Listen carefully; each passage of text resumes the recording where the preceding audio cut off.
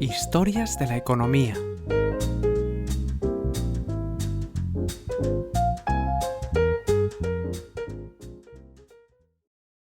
Episodio 18, en el que el rey de los estafadores se inventó un país y vendió su deuda.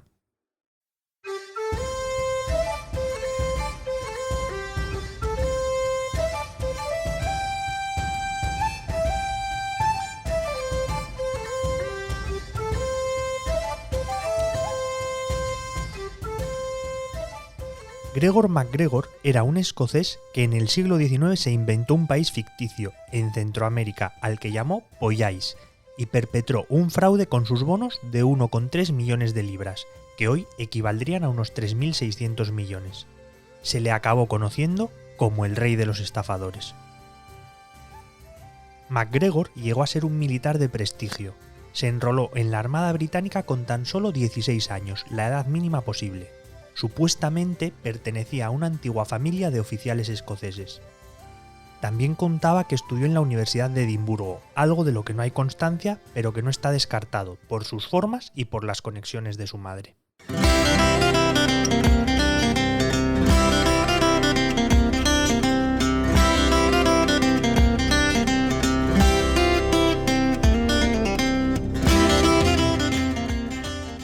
En el ejército ascendió rápidamente, conoció a la hija de un almirante de la Marina Real ya fallecido, bien posicionada y con una importante dote, que le permitió comprar el rango de capitán, un ascenso que requería 7 años si no pagabas. Fue enviado a la península ibérica para luchar contra los franceses, primero a Gibraltar y luego a Portugal. Una biografía muy crítica, escrita en aquella época, aseguraba que MacGregor estaba obsesionado con los rangos y las medallas, lo que le hizo muy impopular entre los soldados. Era un flipao, y los flipaos no gustan ni ahora y tampoco gustaban a los soldados británicos del siglo XIX. Tras un enfrentamiento con un superior, fue invitado a dejar el ejército.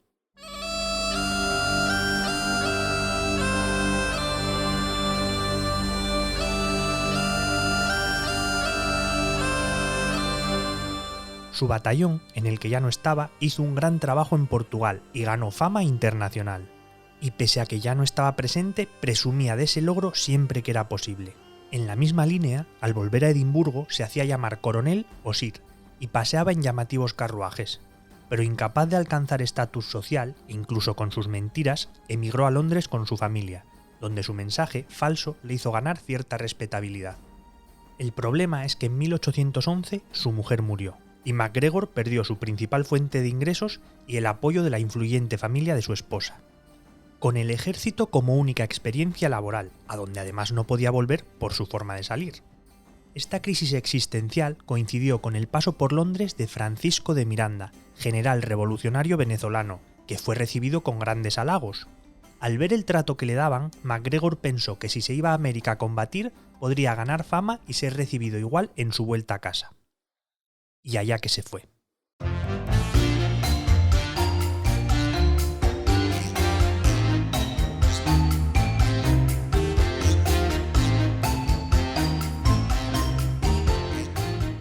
Conociendo a Miranda, haciéndose pasar por sir, presumiendo de los logros de su batallón en Portugal, al llegar a Venezuela le dieron el cargo de coronel y pusieron un batallón bajo su mando. Sumó algunos triunfos y con su conocimiento de tácticas europeas logró mejorar la disciplina de las tropas, aunque muchos soldados le seguían acusando de farsante, y no acaba de agradarles. Pese a todo, estuvo 4 años combatiendo contra los españoles y demostró verdadera habilidad militar. El propio Simón Bolívar le escribió una carta agradeciéndole los prodigiosos servicios prestados al país.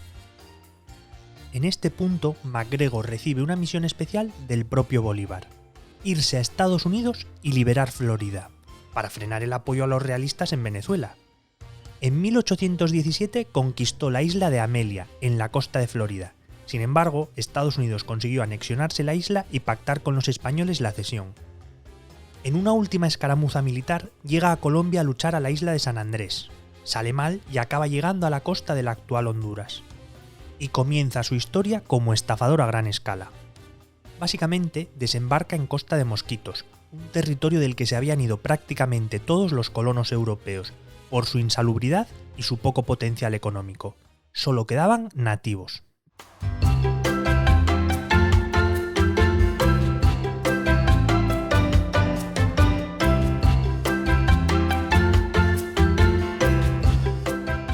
A su vuelta a Londres, en 1821, asegura que Jorge Federico Augusto, rey de Mosquitos, le ha nombrado cacique de Pollais, un territorio mayor que Gales presuntamente rico en recursos naturales, pero sin desarrollar.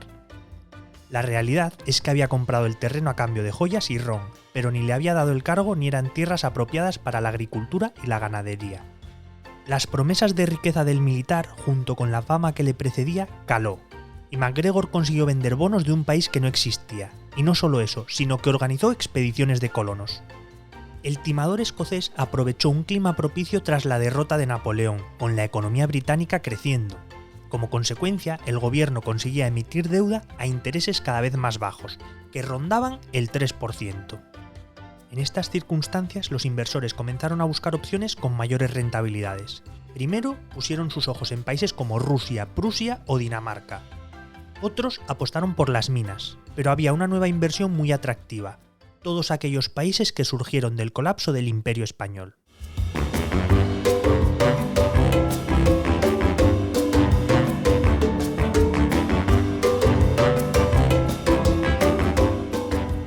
Y de esa moda se aprovechó MacGregor.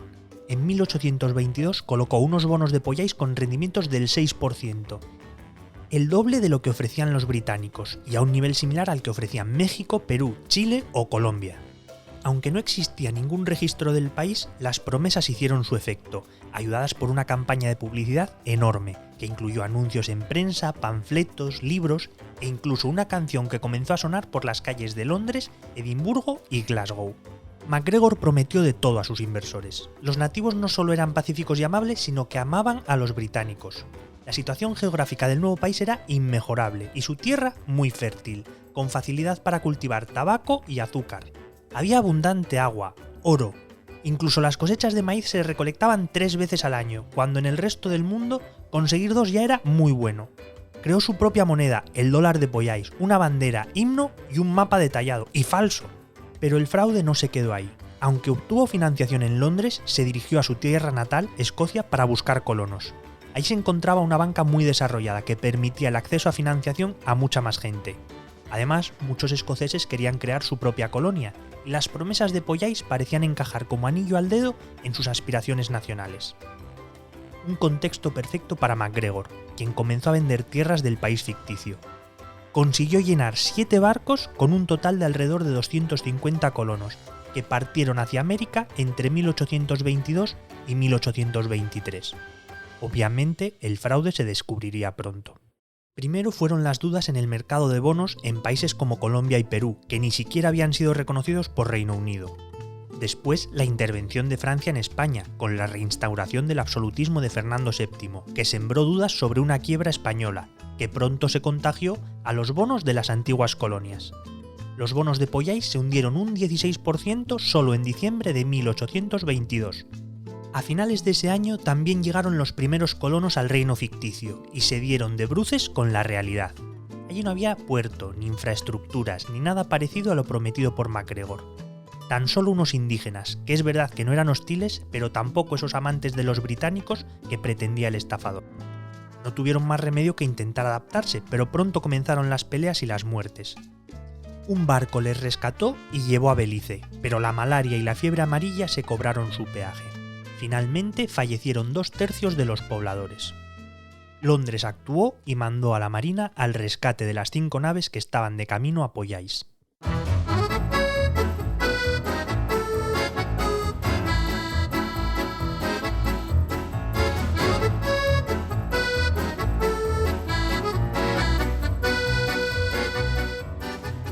En el otoño de 1823, con todo el timo destapado, MacGregor huyó a París. Lo increíble es que allí logró repetir la estafa, encontró nuevos inversores y nuevos colonos, pero las autoridades francesas fueron más diligentes que las británicas, y en cuanto hubo peticiones de pasaportes, iniciaron una investigación que acabó con el arresto del escocés. En el juicio, gracias a la pericia de su abogado, fue absuelto y volvió a Londres.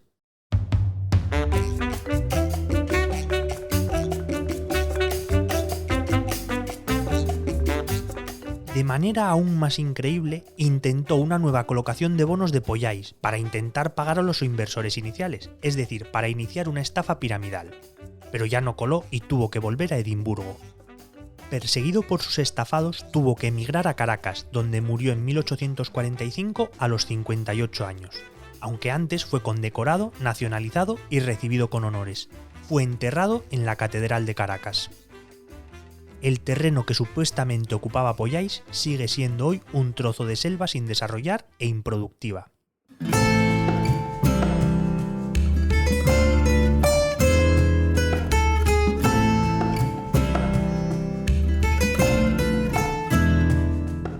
Pero hay un tema más, el asunto de enviar colonos a la muerte cuando ya había conseguido el dinero de la emisión de bonos, que siembra dudas sobre los motivos de MacGregor. Tal y como explicaba The Economist, probablemente se creía que iba a colonizar un país.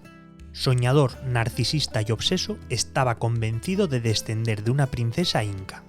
Conocido por sus vicios y sus excesos, creía que estaba predestinado a liderar un país. Probablemente MacGregor se creía su propio fraude, aunque no tuvo reparos en estafar y mandar a la tumba a numerosos compatriotas.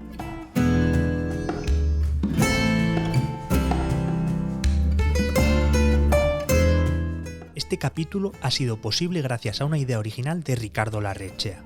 La edición sonora es cosa de Remo Vicario, mientras que la adaptación y locución del texto son cosa mía, y yo soy Javier Calvo.